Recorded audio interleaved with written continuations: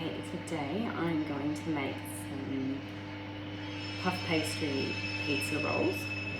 So basically, I've got 3 sheets of puff pastry and I've got my pizza ingredients. So I've got some mozzarella, some prosciutto, semi-dry tomato and some pesto. So what I'm going to do is I'll put the pesto down first, then I will put my semi-dry tomato, then I'm going to lay my prosciutto, then I'm going to just crumble up the mozzarella on top, roll it up, we'll cut it, and then I'll put it on some baking paper, pop it into the oven. They're great for lunchboxes. They are super for a little appetizer if you're having a party. We're having some friends over tomorrow for a barbecue, so we're finally allowed to do that in Melbourne. And it's still, the weather's a bit funny, still a bit cold, maybe raining. So I am going to make some of those, and I think that will be nice as well. So stay with. So as I said, I'm going to start with the pesto base first. So I've just got a knife, and actually I don't know if you can see that well. Is that good? So basically, just smearing a layer of that on first.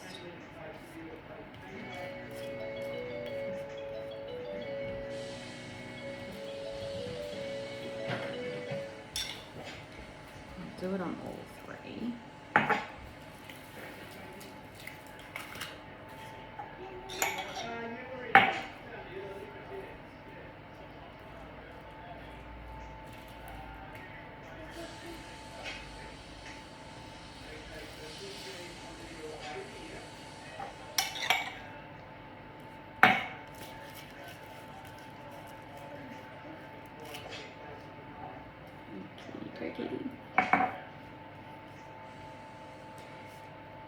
You could use even a tomato paste base for this if you don't particularly like pesto, or if you've got people with nut allergies.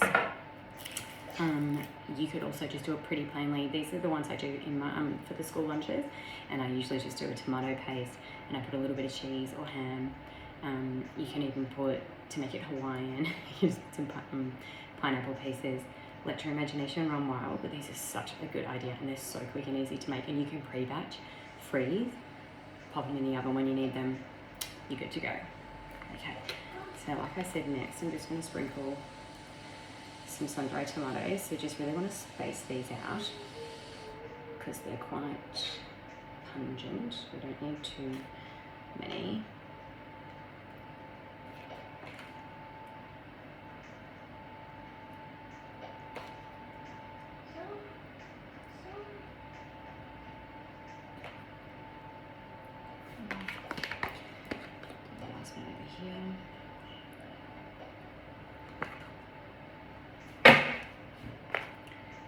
So the next thing that's going to go down is my prosciutto.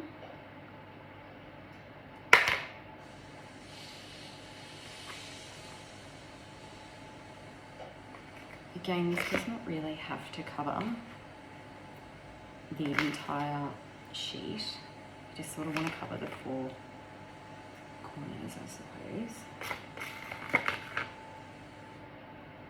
Okay, that's good there.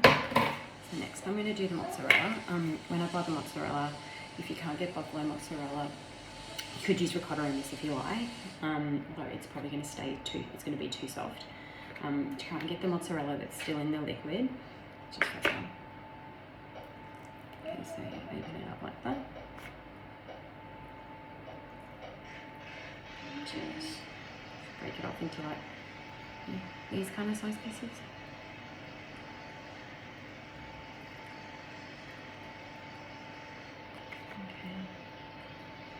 And I'll repeat that process for the next 2 sheets. Okay, so here is what they look like before I roll them. So you can kind of see it's all dispersed neatly. Okay, now we're gonna roll them. Okay, so just peel the plastic backing back because you just want to get the top edge off so it makes it easy for you.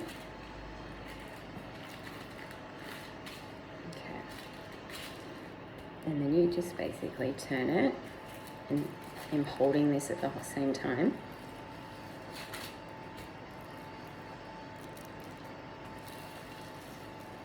Okay, So there you can see one, and then I'll just push it off when I'm ready to place it on the tray. So we'll do another one together. Okay. So again, I'm just peeling back one edge, holding onto the plastic and folding it over. Holding onto the plastic and turning it again. So you can see there, that's ready for me. So now I've got two. We'll do the last one. Same deal. Hold the plastic back.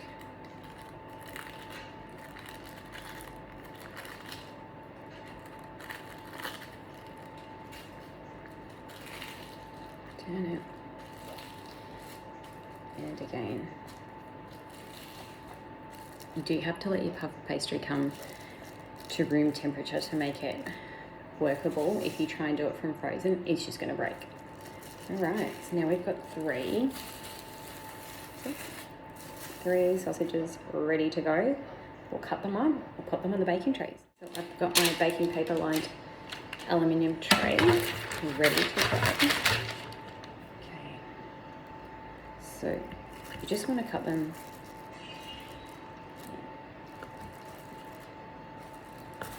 down. What's that? It's about 3 to 4 centimeters wide. Peel it off, so it's going to look like that. Pop them down.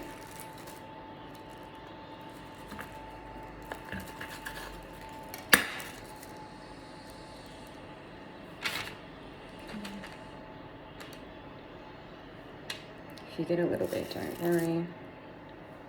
It seeps out from the edge. I've got a couple of trays here because we don't want to force it onto one. So if you get any that seeps out, just pop it back in.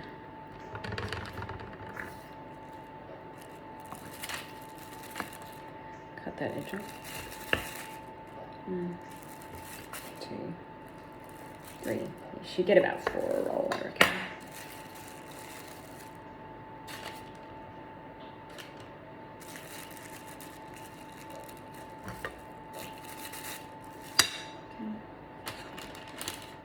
So this is the last log.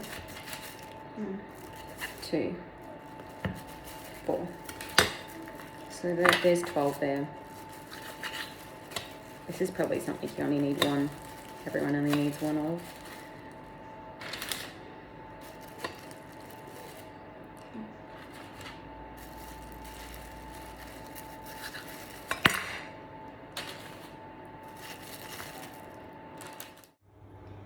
Okay, so here they are before I pop them into the oven.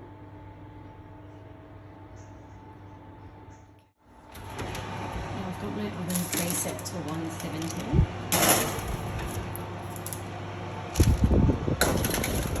Both in the top row. They won't take long at all, so keep a good eye on them, but I'm saying probably about 10 minutes, but just make sure we don't want them to be too